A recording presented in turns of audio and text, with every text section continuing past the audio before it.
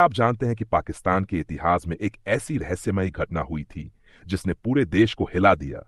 एक मशहूर शायर, एक खूबसूरत महिला और एक ऐसी मौत जिसने सबको सवालों के घेरे में डाल दिया। यह कहानी है पाकिस्तान के सबसे बड़े सेक्स स्कैंडल की, जो बांग्लादेश की जंग के दौर में भी हर अखबार के पहले पन्ने पर छाया रहा। क्या यह मर्डर था या सुसाइड, और उस रात के पीछे की सच्चाई क्या थी? चलिए इस रहस्यमयी कहानी को परत दर परत खोलते हैं। यह कहानी है मुस्तफा हसनैन जैदी और शहनाज गुल की। वीडियो का मुखरिचे। आदाब, नमस्कार, सत श्री अकाल। स्वागत है आपका करामाती कहानियां के इस खास एपिसोड में। उम्मीद है कि आप और आपके अपने स्वस्थ और खुशहाल होंगे। आज की कहानी सुनकर आपका दिमाग चकरा जाएगा, तो जुड़ जाए हमारे साथ, क्योंकि यह कहानी है साजिश, मोहब्बत और गहरे राज की। साल था 1970। पाकिस्तान में बांग्लादेश की जंग की आहट थी, लेकिन हर अखबार के फ्रंट पेज पर एक ही कहानी छाई हुई थी। यह कहानी थी मुस्तफा हसनैन जैदी, एक शायर और सीनियर ब्यूरोक्रेट, और शहनाज गुल की, जो कराची की क्रिस्टीन किलर कहलाती थी। कहानी की शुरुआत। मुस्तफा हसनैन जैदी बचपन से ही शायर थे और हिंदुस्तान से पाकिस्तान जाकर एक सीनियर अधिकारी बने। उनकी जिंदगी में सब कुछ सही चल रहा था। शादी हो चुकी थी, 2 बच्चे थे, लेकिन फिर उनकी मुलाकात हुई शहनाज गुल से। शहनाज गुल खूबसूरत थीं और हाई सोसाइटी पार्टियों का चर्चित चेहरा थीं। उनकी और जैदी की पहली मुलाकात एक क्लब में हुई और यहीं से दोनों के बीच एक रिश्ता पनपा। शहनाज शादीशुदा थीं, लेकिन उनकी मुलाकातें बढ़ने लगीं। यह रिश्ता धीरे धीरे पाकिस्तान के समाज में चर्चा का विषय बन गया।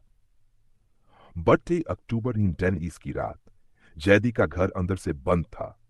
कई घंटों तक उनका फोन बिजी था। दोस्तों को चिंता हुई।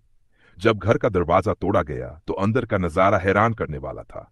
मुस्तफा हसनैन जैदी मृत पाए गए। उनके पास नींद की गोलियां थीं। शहनाज गुल बेहोश पड़ी थीं। कमरे में हर तरफ हाथापाई के निशान थे।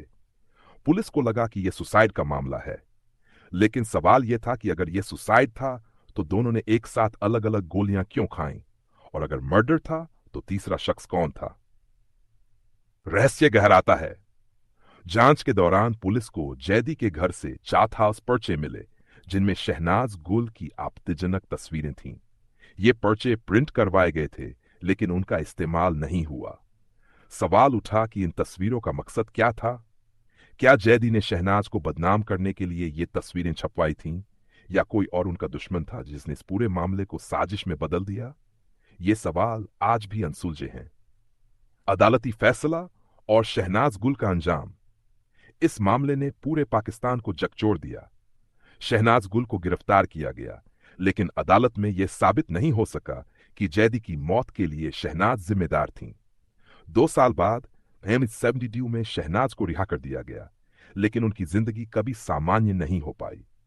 मीडिया ने उन्हें कराची की क्रिस्टीन किलर का नाम दिया, और आखिरकार साल 2000 में शहनाज गुल की मौत की छोटी सी खबर एक कोने में छपी। जिस महिला की तस्वीरें कभी हर अखबार के पहले पन्ने पर होती थीं, उनकी मौत पर सिर्फ 2 पैराग्राफ की खबर छपी। तो दोस्तों, ये थी मुस्तफा हसनैन जैदी और शहनाज गुल की रहस्यमयी कहानी। क्या आपको लगता है कि यह मर्डर था या सुसाइड? और अगर मर्डर था तो वो तीसरा शख्स कौन हो सकता है? अपनी राय नीचे कमेंट में जरूर बताएं। ऐसी ही और कहानियों के लिए चैनल को सब्सक्राइब करें और बेल आइकन को दबाना न भूलें। मिलते हैं अगली कहानी में।